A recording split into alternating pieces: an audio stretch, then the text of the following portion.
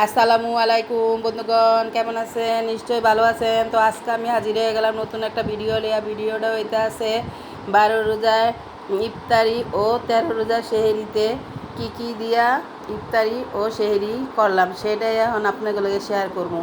এই তো এখানে তান্দুরি চিকেনগুলা বাইজা লইতে আছি। 12 রোজার ইফতারিতে আমরা তান্দুরি চিকেন ও হালকা পাতলা একটু রুটি পরোটা বাইজা লইছি, এইটাই এখন শেয়ার করতেছি। এই তো তান্দুরি চিকেনগুলো ভাজা হয়ে গেছে। এই তো চুলার ভিতরে রুটি বানায় রাখছি এইখানে, আর ওইখানে আরেকটা চুলায় রুটিগুলা ভাজতাছি।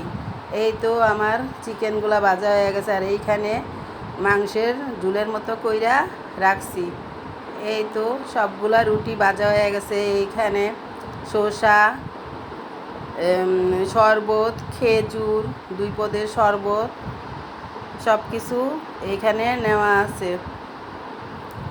সব সময় আর ভালো লাগে না ভাজা বোনা খাইতে, তাই কইতাছে মেয়ে ছেলেরা বলতাছে যে একটু চিকেন টাইপের জিনিস বানাও, তাই তান্দুরি চিকেন আর রুটি বাচ্ছিলাম। আর এইখানে 13 রোজার আয়োজনগুলা 13 রোজায় আয়োজনগুলি করতেছি। 13 রোজায় কী কী দিয়া ইফতারি করবো সেটাই এইখানে আয়োজন করছি। এইখানে দেখেন, এইখানে আবার আলুর চপের শেপ দিয়া রাখছি, আর এইখানে বেগুনি বাজালে বেগুনিগুলো কাইটটা রাখছি, আর এক বাটিতে পেঁয়াজ কুচাইয়া রাখছি, আর এইখানে এক পাতিলে ছোলা সিদ্ধ করে থইছি, আর এইখানে আর এক পাতিলে ডাবলি সিদ্ধ করে রাখছি।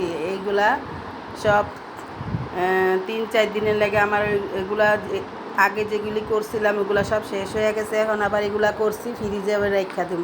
এই তো চিংড়ি মাছের মাথাগুলা বাইজা লইছি, আর এইটা হইছে পরের দিনের ইফতারির ভিডিও। এইখানে মুড়ি, সব কিছু বেগুনি, সব কিছু 2 পদের ঘুগনি নেওয়া আছে। দর্শক, আমার এই ভিডিওটা যদি ভালো লাগা থাকে তাইলে একটা লাইক দেওয়া দেখা শুরু করবেন, এবং একটা সাবস্ক্রাইব করে দিবেন, এবং একটা কমেন্টস করবেন যে ইফতারির ভিডিওটা কেমন ছিল, 12 ও 13 রোজার ইফতারি ও সেহরির ভিডিওটা কেমন ছিল। এই তো এইখানে আবার কিছু আলু দিয়া ডিম চপ বানাই আনিছি, হালকা পাতলা কিছু আয়োজন করছি, দেখতেই তো পাইতেছেন। আর শাক দিয়া শাক কুচায়া